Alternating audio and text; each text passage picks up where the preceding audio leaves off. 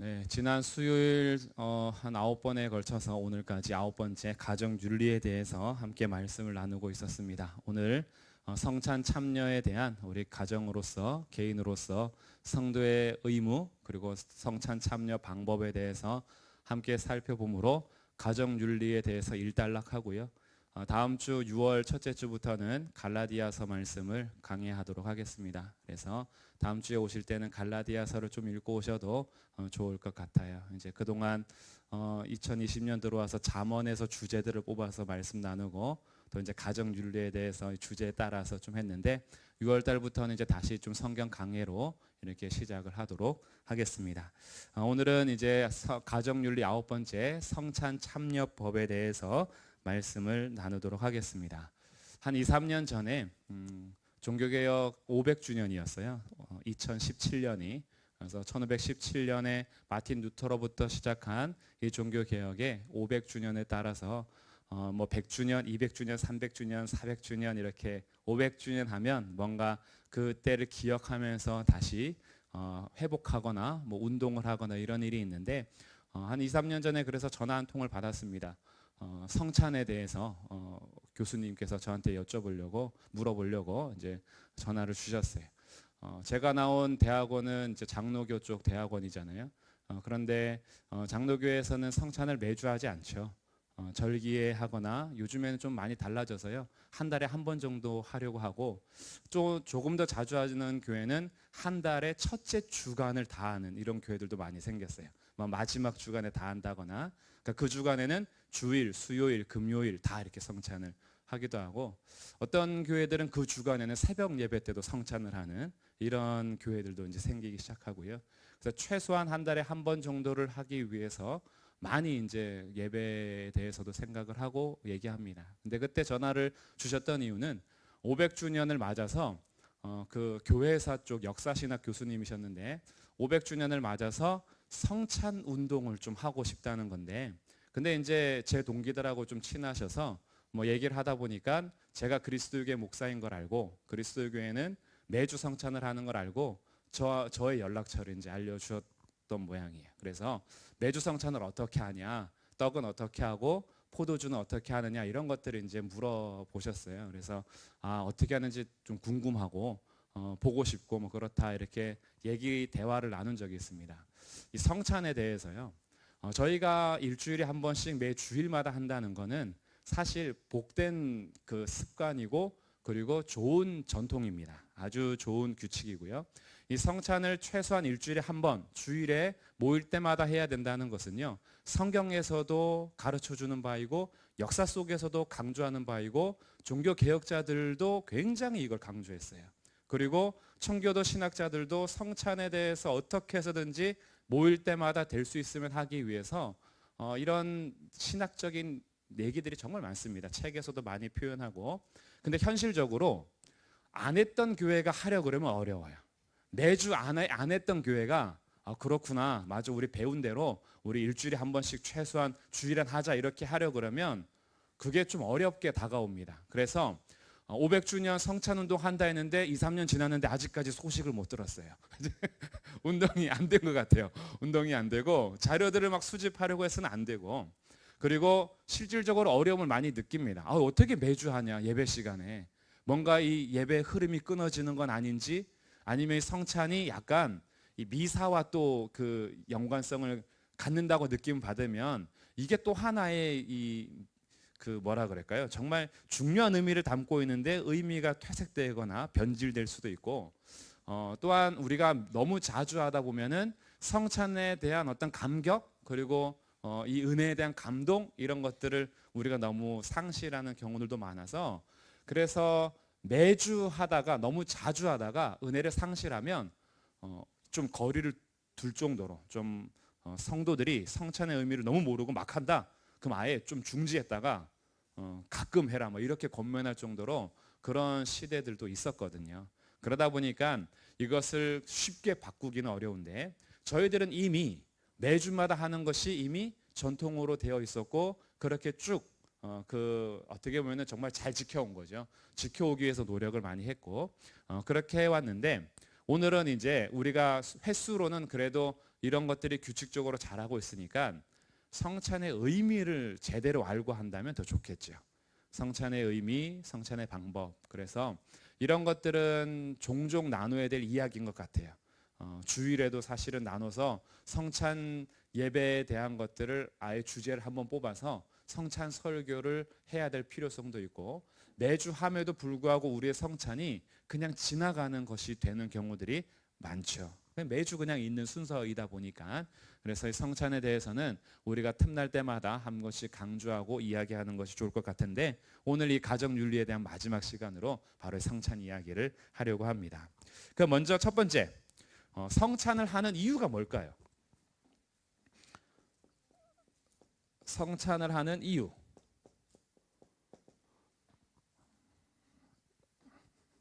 성찬을 하는 이유는 예수님이 하라고 하셨으니까. 이게 답이에요. 예수님께서 하라고 하셨어요. 예수님의 명령입니다.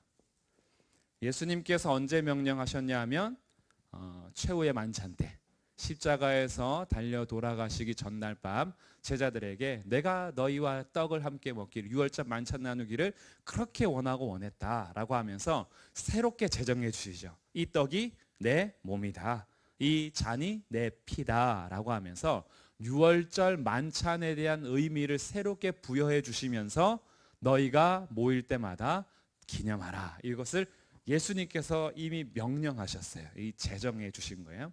그래서 기독교회가 역사 속에서 지켜오는 성례가 두 가지 있어요. 성례라는 것은 거룩한 예식이라는 어떤 이제 우리 용어인데, 근데 이 성례에는 두 가지가 있어요. 하나가 세례고 하나가 성찬, 또 하나가 성찬이에요. 이제 오늘은 이제 성찬하는 거니까 이 두 가지를 성례라고 합니다. 근데 로마 가톨릭에서는요, 이 성례를 너무 많이 만들어냈어요. 그래서 고해 성사도 성례로 넣는 거고요. 그다음에 임종할 때에 임종에 대한 성사, 그리고 결혼할 때에 결혼 성사, 이런 것들에 대해서 성지순례 가고 이런 것들도 다 막 성례로 넣어가지고요. 은혜 받는 수단들을 많이 만들어냈는데 이것이 사람들이 만들어낸 거고, 예수님께서 만들어 주신 것은 딱 두 가지다. 그래서 기독교회는 우리는 이 두 가지만을 성례로 받아들입니다. 예수님께서 친히 제정해 준 것만, 사람이 도움받으라고 만든 것도 있어서 도움을 받을 때도 있지만, 그러나 성례다라고 할 때는 예수님이 친히 제정해 준 것. 그래서 성찬 왜 하느냐? 성찬하는 이유는 아주 간단합니다. 예수님의 명령이기 때문에. 그래서 성찬을 명령하셨는데, 그러면 왜 명령하셨을까? 이유를 알면 좋겠죠. 예수님은 왜 성찬을 하라고 했을까? 이유가 뭘까요? 이 이유에 대해서는요, 제가 기독교의 아주 좋은 답을 하나 알려드릴게요. 하나님은 우리를 왜 만드셨을까요? 모르세요? 하나님 우리 왜 만드셨어요? 하나님의 영광을 위해서. 예수님께서 우리를 왜 구원해 주셨죠? 하나님의 영광을 위해서. 예수님께서 왜 이 성찬을 하라고 했을까요? 이거 뭔가 안 이어지는 것 같죠. 이것도 무슨 하나님의 영광이야. 근데 맞아요. 하나님의 영광이 맞아요. 예수님께서 왜 성찬을 하라고 제정해 주셨냐면 하나님의 영광을 위해서입니다. 하나님이 어떤 영광을 위해서냐? 생명의 떡이신 예수님을 이 땅에 보내주신 성부 하나님께 대한 영광. 생명의 떡이 되셔서 우리를 위하여 자신의 모든 것을 주신 성자 하나님 예수님께 대한 영광. 지금도 이 생명의 떡을 나눌 때마다 십자가의 그 은혜를 우리 가운데 끼쳐주시고 인쳐주시는 성령 하나님에 대한 영광. 성찬의 자리에서 드러나는 건 하나님의 영광이에요. 야, 이렇구나. 우리가 성찬할 때마다 무엇을 알게 되냐면, 나 같은 죄인을 위하여 하나님이 예수님을 보내주시다니, 아니 나 같은 죄인을 구원하기 위하여 예수님께서 십자가에서 죽으시다니, 아니 이런 나 같은 죄인에게 성령님께서 찾아오셔서 이 놀라운 은혜를 베풀어 주셔서 믿게끔 하시다니, 성찬 앞에 설 때마다 하나님께 영광을 돌리게 하는 것이 가장 최종의 목적이에요. 근본적인 목적이고. 그래서 하나님의 영광을 위해서 우리에게 성찬을 하라 하셨다. 근데 예수님에 대해서 조금 더 살펴보면요, 이런 거예요. 예수님이 하라고 한 것에 대한 순종이잖아요. 예수님께서 하라고 한 순종을 통해서 하나님의 영광을 드러내는데, 우리는 왜 예수님께 순종을 하냐 하면 예수님이 나의 왕이 되시고 주님이 되셨기 때문에. 예수님이 이제 나의 왕이세요. 나는 예수님께 순종해야 될 종인 거예요. 그래서 성찬을 통해서 순종할 때 예수님을 나의 왕으로서의 고백이 담겨져 있어요. 그래서 하나님께 영광을 돌립니다. 또한 성찬을 통해서 예수님께서 나의 죄를 사해 주셨다라는 것을 확인하잖아요. 아, 나를 위해서 자신의 몸을 주시고 피를 다 흘려 주셨어요. 예수님이 나의 죄를 속해 주시는 화목 제물일 뿐 아니라 자신을 들여서 우리를 죄 사해 주시는 제사장으로서의 예수님을 우리가 감사하게 돼요. 그러니까 성찬에는 이 예수님이 왕으로서 제사장으로서 드러나게 되고요. 그럼 이제 하나 더 나올 것 같죠, 왠지. 뭐가 나올까요? 선지자. 선지자로서는 어떻게 나타날까? 예수님께서 떡과 포도주를 제정해 주심으로 이것이 이미 하나님께서 이 보이는 떡과 잔을 통하여서 늘 대언하시고 말씀하시는 선지자로서의 예수님이 온전히 드러나는 자리가 성찬의 자리예요. 너무나 귀한 자리입니다. 그래서 성찬은 뭐냐 하면 설교는 복음을 듣는 거예요. 복음에 대해서 듣는 거예요. 근데 성찬은 뭐냐 하면 복음을 보는 거예요. 보는 거예요. 이게 보는 겁니다. 그러니까 예수님께서 엄청난 것을 주신 거예요. 귀로 들으면서 은혜를 받게 할 뿐 아니라 눈으로 보고 실제로 입으로 맛보면서 하나님의 은혜를 경험하도록 하신 것이 성찬이라는 거예요. 그래서 이것을 눈에 보이는 복음이라 그래요. 눈에 보이는 복음. 온전히 드러나는 것이 예수님이에요. 성찬에서는. 근데 예수님만 드러나는 것이 아니라 예수님을 보내주신 하나님, 예수님을 믿게 하신 성령님, 성삼위일체 하나님에 대해서 묵상하게 되면서 하나님께 영광을 돌리는 자리가 되는 거예요. 너무나 중요한 자리인 거죠. 그래서 이 성찬식은 그냥 우리가 뭐 순서에 맞춰서 그냥 쭉 지나가는 게 아니고요. 이 성찬은 하나님께 영광을 돌리는 예배의 아주 귀한 요소인 거예요. 우리 예배의 목적이 하나님께 영광을 돌리는 거잖아요. 예배의 모든 순서가 하나님께 영광을 돌리기 위해서 순서가 진행되어야 해요. 예배의 순서에는 사람이 영광 받아서는 안 돼요. 예배의 순서는 오직 하나님만 영광 받으셔야 하는데 그것을 아주 절정적으로 드러낼 수 있는 것이 성찬이라는 거죠. 성찬. 그래서 우리가 성찬을 매주 할 때마다 예배의 목적에 도달할 수가 있어요. 하나님께 영광을 돌릴 수 있어요. 그날 왔는데 설교가 도무지 귀에 안 들어왔어요. 아, 오늘 우리 목사님이 죽을 써주시는 건가? 밥을 해주시는 건가? 아니면 이거 국물에다 소금을 빼놓은 것 같은데 이거 맛이 없어서 못 먹겠네. 막 은혜를 막 못 받았어요. 설교에 대해서. 설교를 통해서 예수님이 막 보여야 하고 하나님이 막 드러나야 되는데 오늘은 그런 게 없는 것 같아 라고 했어도 성찬 앞에 딱 설 때 여기에서 온전히 누구만 드러나냐 하면 예수님만 드러나잖아요.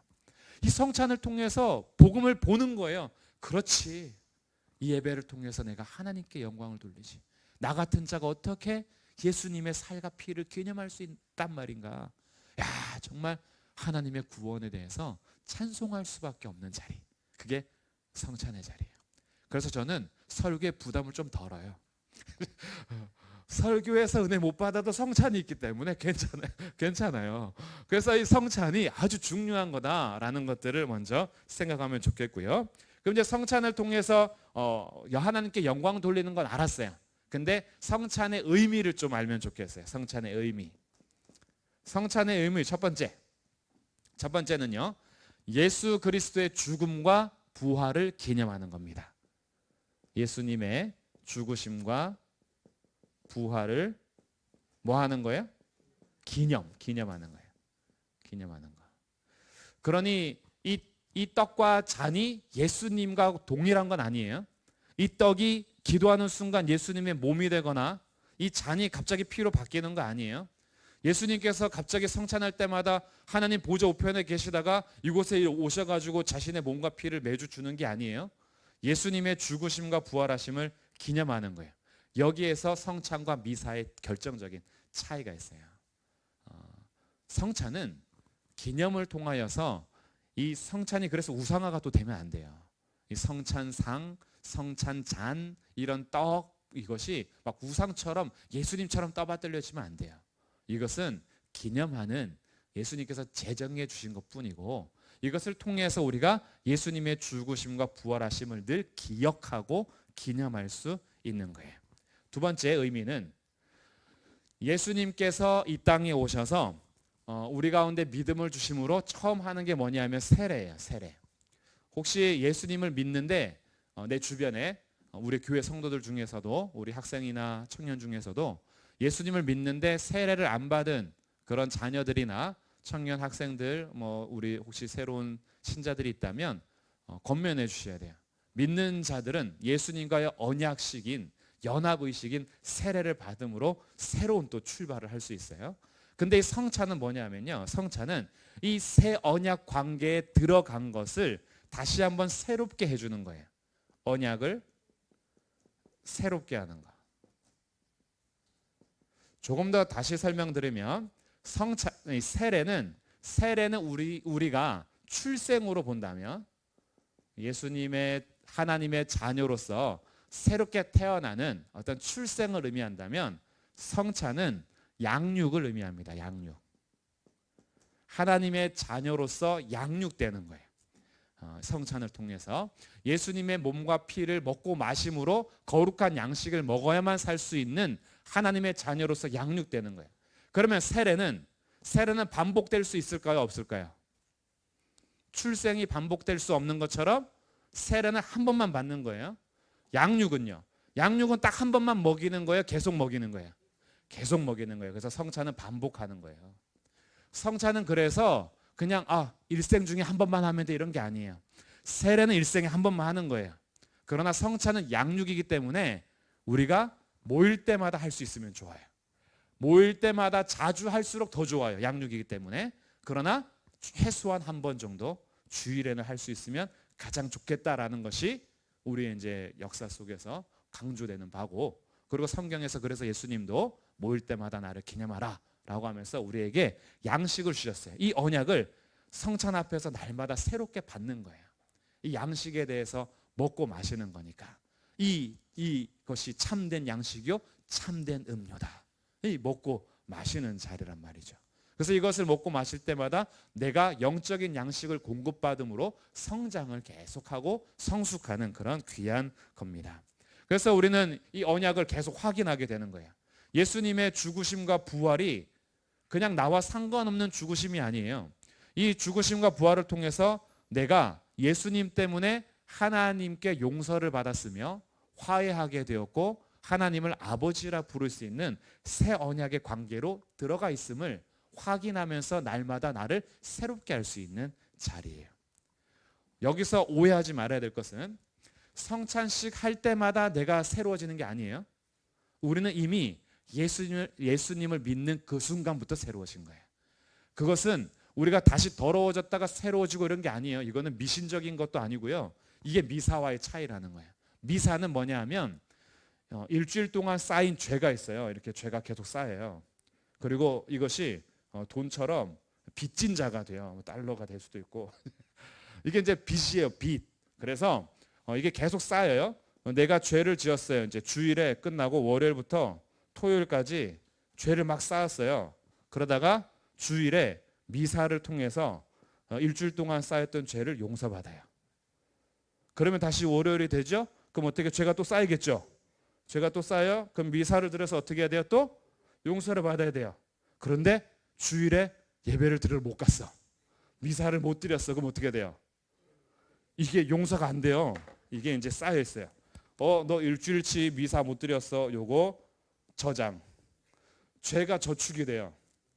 근데 내가 일주일이 아니라 한 달을 못 갔어. 그럼 이제 곱하기 4배.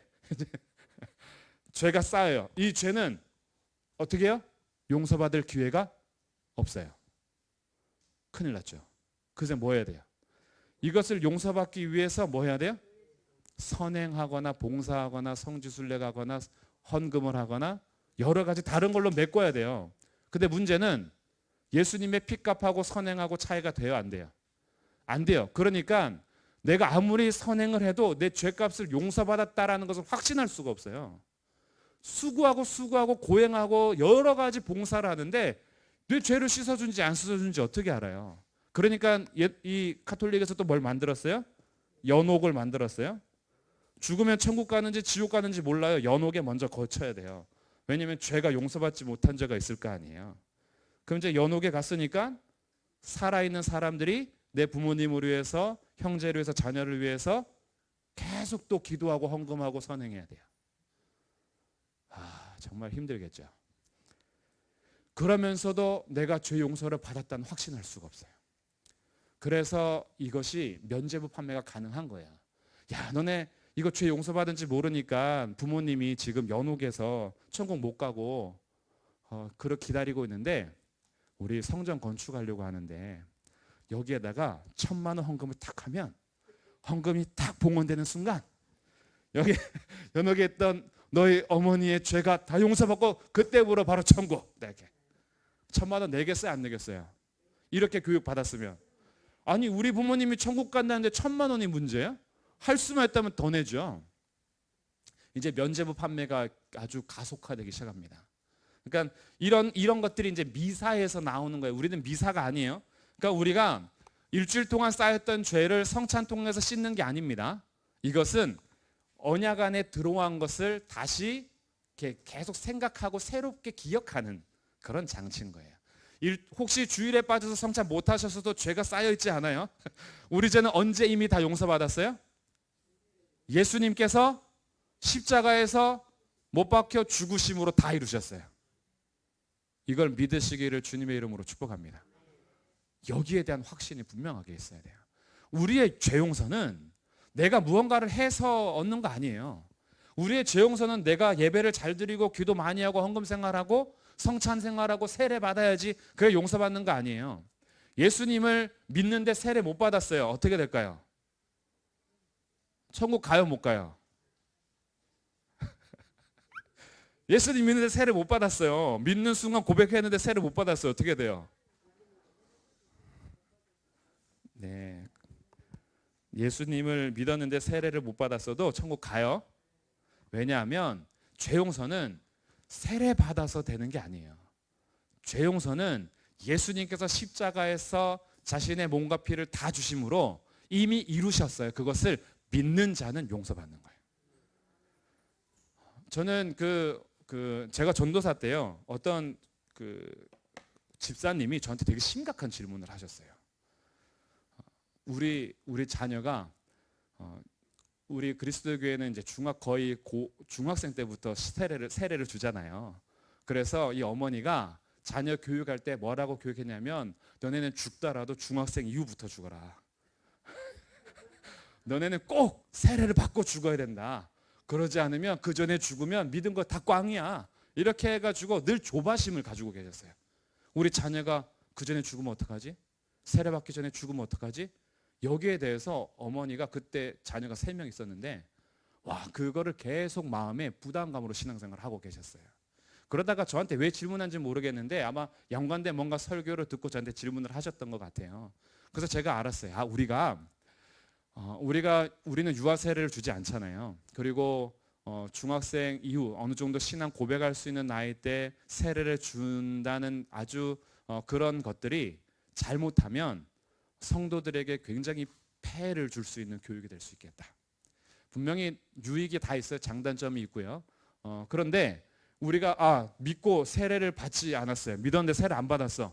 그러면 이제 천국을 못 가. 이렇게 가르칠 거면 그러면 태어나자마자 세례를 주는 게 좋죠. 이렇게는 가르치면서 또 유아 세례는 안 줘. 그럼 어쩌라는 거예요. 초등학교 때 죽으면 어떡하라고. 그러니까 우리들이 신앙생활할 때 분명히 알아야 될 게 있어요. 우리들은 죄 용서를 받는다, 하나님의 자녀가 된다라는 것은 예수님 믿음 외에 아무런 조건도 필요가 없습니다. 아멘? 여기에 대해서 분명한 확신을 갖고 계셔야 돼요. 예수님을 믿었는데 세례를 못 받았네. 예수님 믿었는데 성찬식을 못 했네. 그거는 구원과 상관없는 거예요. 상관없는 거예요. 오직 예수님을 믿음으로만 구원을 받습니다. 근데 예수님 믿는 자는 세례를 받을까요, 안 받을까요? 예수님 믿었는데 꼭 죽었으면 모르지만 예수님 믿었는데 살아있어요. 그러면 세례를 받으세요. 세례를 받으셔서 언약 관계 안에서 그 복을 누리셔야죠. 세례는 복이에요. 정말 사랑하는데 결혼식을 못하고 사는 거하고 결혼식을 하고 사는 거하고는요, 결혼식은 그냥 누리는 거예요. 예수님과 연합에 대한 누림을 갖게 되는 거죠. 그러니까 이것은 언약을 새롭게 한다라는 것을 오해하지 마시려고 제가 부연 설명이 좀 길었어요. 성찬을 할 때마다 죄 용서받는 게 아니라 우리의 죄 용서는 이미 예수님께서 십자가에서 다 이루어 주셨고 그것을 믿는 순간부터 우리의 모든 죄는 용서함을 받았습니다. 이것이 확실한 거예요. 그것을 새롭게 늘 감격시켜주고 은혜를 베풀어주는 자리가 성찬의 자리다. 세 번째 성찬의 의미는요. 자, 성찬식을 할 때 나만 해요, 같이 해요? 나만 성찬할까요? 교회가 같이 할까요? 교회가 같이 하죠. 그래서 세 번째는 교회의 일치를 우리가 생각할 수 있어요. 성찬을 할 때마다 기억해야 되는 것은 내가 예수님의 몸과 피를 기념하는 성찬에 참여해서 하나님을 아버지라 부르는 것처럼 지금 내 옆에 있는 저 성도도 예수님의 떡과 잔의 잔치에 초대된 하나님의 자녀라는 것을 내가 인정해야 돼요. 그러므로 교회는 내가 미워하는 사람이 혹 있을지라도 그는 하나님의 자녀요. 교회는 하나님이 하나 되게 하신 거예요. 이 교회 일치에 대해서 묵상을 하고 성찬 설 때마다 우리들은 미워하는 성도가 점점 줄어들어야 돼요. 이것이 성찬이 가지고 있는 아주 중요한 의미입니다. 성찬식 할 때마다 저와 나는 하나인데 나는 왜 저렇게 미울까? 저와 나는 한 몸으로서 각 지체인데 왜 저렇게 용서가 안 될까? 이거는 내 잘못이야. 교회는 예수님의 피로 하나 되게 하신 거야. 나도 예수님의 용서를 받은 것처럼 그를 용서해야 되는 게 맞아. 우리는 용납해야 되고 화해해야 돼. 이것을 성찬을 통해서 늘 우리에게 알려줍니다. 그래서 이것을요, 과거, 현재, 미래로 한번 좀 나눠서 기억하기 쉽게 본다면 과거는 예수님의 죽으심을 기억하는 거예요. 그렇죠? 이미 완성된 거, 이미 완료된 거예요. 예수님의 죽으심은 또 오셔서 우리를 위해서 죽지 않습니다. 단번에 영원한 속죄를 이루신 거예요. 다시 오셔서 속죄를 이룰 필요 없어요. 영원한 속죄이기 때문에. 현재는 예수님께서 우리를 식탁으로 초대하신 거예요. 이 초대의 완성은 언제일까요? 천국에서 영원한 혼인잔치를 하게 될 거예요. 근데 현재 우리가 성찬을 통해서 항상 예수님의 몸과 피를 먹고 마실 수 있는 영적인 양식, 영의 양식. 내가 사는 것은 단지 육의 양식으로만 사는 것이 아니라 예수님을 먹어야지만 살 수 있구나. 나의 생명이 예수님께 있구나라는 것을 항상 초대받았음을 기억하는 자리가 이 자리예요. 이것은 그래서 우리가 예수님을 유월절 어린 양이라 하잖아요. 유월절 어린 양의 의미가 뭐예요? 살고 죽는 것이 어디에 달려있냐 하면 어린 양의 피를 바른 집 안에 있냐 밖에 있느냐로 결정돼요. 피 안에 있으면 사는 거고 피 밖에 있으면 죽는 거예요. 그것밖에 없어요. 생명과 사망을 나누는 유일한 기준은 어린 양의 피가 발라져 있느냐 없느냐였어요. 우리가 예수님의 식탁에 초대됐다라는 것은 예수님 안에 들어온 자로서 누리는 거예요. 우리가 예수님 때문에 생명을 얻은 거예요. 예수님 밖에 있으면 사망밖에 없어요. 그래서 이 식탁의 초대에 감사하면서 기뻐하면서 할 수 있는 것이 우리 또 현재 누리는 거고, 또 하나 우리는 하나님께서 나를 사랑하시고 용서하신 것처럼 서로를 용납하는 성도의 교제가 우리에게 주어진 현재의 숙제예요. 우리에게 알려주는 거죠. 현재 주님 오실 그날에 이것 모든 것이 완성될 거예요. 식탁의 초대도 혼인잔치를 통해서 완성될 거고요. 사랑하고 용서하는 것도 주님 다시 오실 그날 완성될 거예요. 그때 다시는 미워하는 사람이 없어질 거예요. 천국 가면요, 너도 왔냐? 기분 나쁘네. 이런 것이 사라져요. 그때가 되면 서로 미워하는 게 없어져요. 죄도 없고 눈물도 없고 애통함도 없어요. 거기 가면 다 우리는 천사와 같은 모습으로요, 그렇게 기뻐할 수 없어요. 근데 이 땅에서는 아직 미워할 수 있어요. 용서가 잘 안 될 수도 있어요. 그러나 그것이 당연한 건 아니에요. 그걸 끝까지 가져가면 안 되고 우리는 성찬할 때마다 사랑해야 된다라는 걸, 용서해야 된다라는 걸 성도의 교제 속에서 늘 묵상하며 생각할 수 있는 자리가 현재 성찬을 통해서 누리는 자리예요. 마지막, 미래적으로는 우리가 누구를 결국 소망하는 거냐 하면 다시 오실 예수님을 소망하는 자리가 성찬이에요. 예수님께서 죽으심으로 끝난 게 아니죠. 예수님 살아나셔서 지금 하나님 보좌 우편에 앉아 계세요. 그 주님은 다시 살아있는 자와 죽은 자를 심판하러 오실 겁니다. 심판하러 오실 때 우리들은 어떻게 될까요? 우리들은 하나님 앞에 오직 영광을 돌리면서 나를 구원하신 그 주님의 품 안에서 영원토록 찬송하게 될 거예요.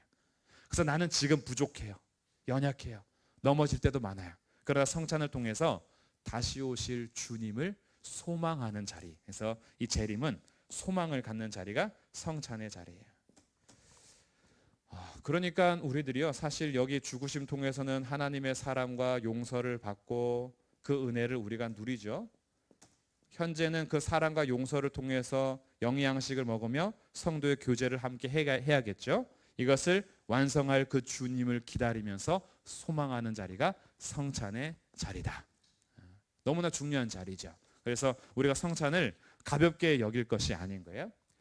그러면 이제 마지막, 성찬할 때에 우리는 어떤 자세로 준비해야 될까, 이걸 함께 나누도록 할게요.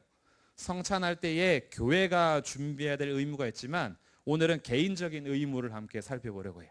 성찬을 받는 자로서, 성찬에 참여하는 자로서 나는 어떻게 참여해야 될 것인가. 첫 번째, 성찬의 목적을 바르게 알고 참여해라.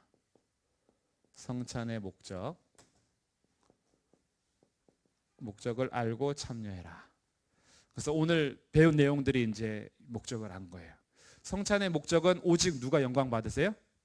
하나님께서 영광을 받으세요. 성찬을 통해서 누가 드러나는 거예요?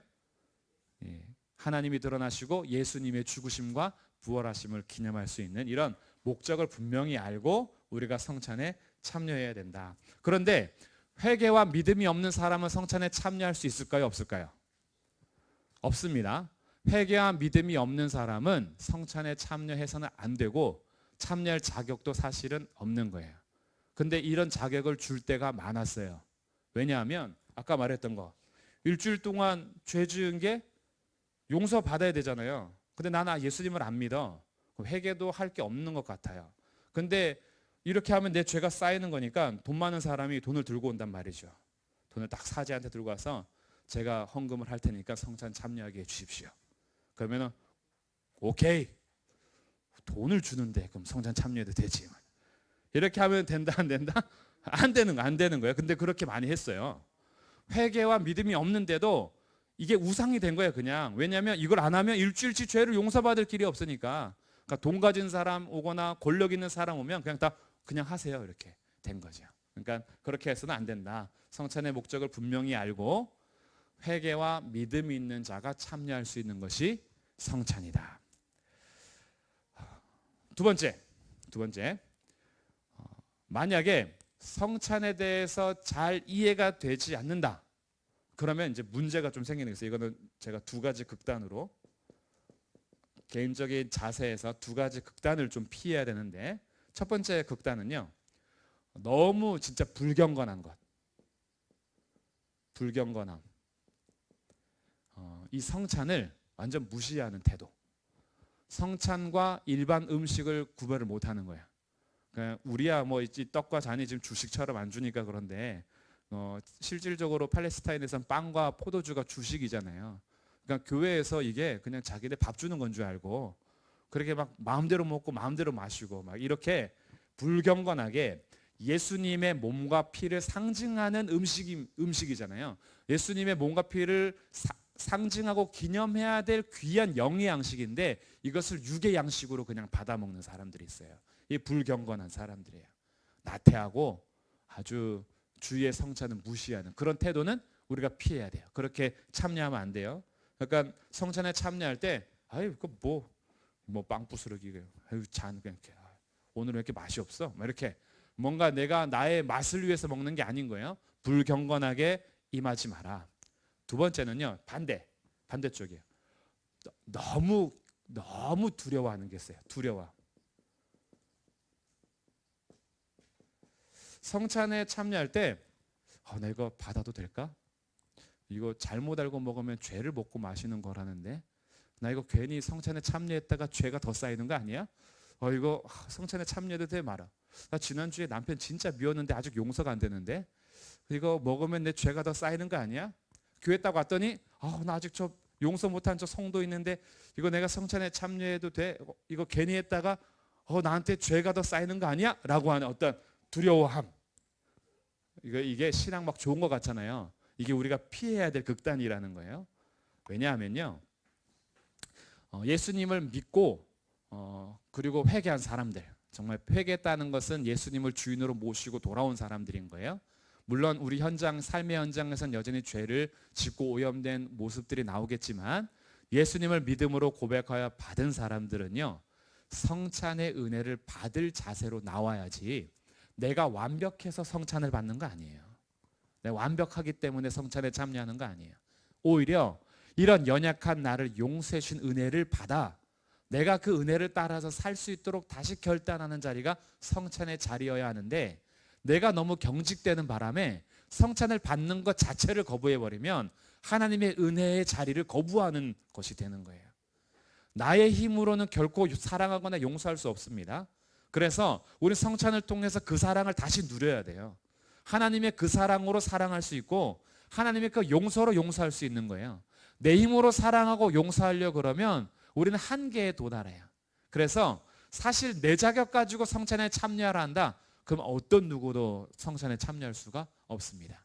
그래서 이것이 사실은 신앙이 좋은 것 같고 그런 것 같지만 이게 너무 연약해서 성찬을 은혜로 받는 것이 아니라 율법으로 받는 태도예요.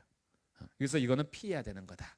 그래서 성찬에 참여하실 때 너무 두려움으로 이것을 율법으로 받지도 마시고 너무 불경건함으로 반율법으로도 받지 마시고 우리는 감사하면서 이제 받으면 돼요. 그래서 세 번째 자세 이제 그래서 어떻게 하란 말인가? 세 번째는 두 가지 자세를 말씀드릴게요. 첫 번째는 이 성찬에 참여하실 때 예수님을 묵상하는 엄숙한 자세로 예수님이 나를 위해서 죽으시고 부활하셨다. 이 떡은 단지 양식이 아니라 예수님의 몸을 상징하는 것이고 이 잔은 그냥 포도주가 아니라 예수님의 피를 상징하는 것으로서 나를 위해서 죽으시고 부활하신 그 주님을 묵상함으로 엄숙하게 오되 네 번째 이 자리는 예수님의 죽으심을 곡하는 자리가 아니라 나를 위해서 죽으시고 나에게 구원을 베풀어 주신 기쁨과 감사의 잔치가 돼야 돼요. 기쁨과 감사의 잔치. 감사의 잔치. 이것을 축제로 좀 얘기할게요. 성찬의 자리는요, 사실은 축제예요.